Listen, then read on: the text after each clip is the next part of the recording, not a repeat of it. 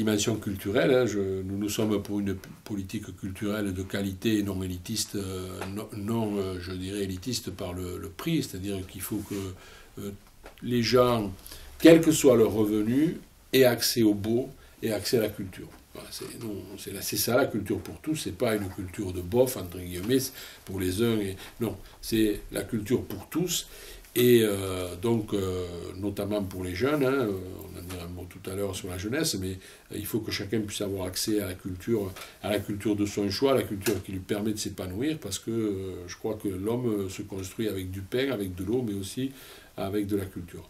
Mais dans la culture, j'y intègre aussi une dimension qui m'est chère, parce que c'est aussi ma culture, c'est aussi mes origines, mais c'est aussi la responsabilité que j'ai au département, c'est la culture catalane.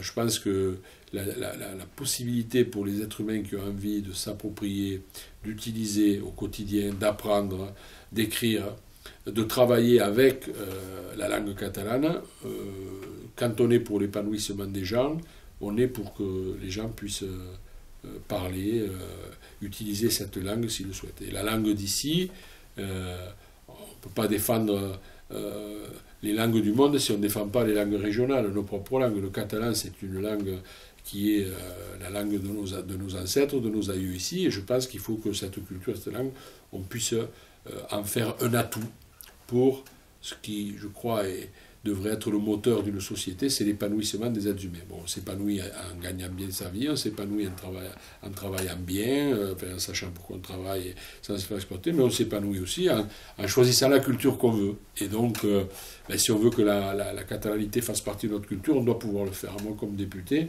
je le porterai aussi à l'Assemblée nationale et dans le département.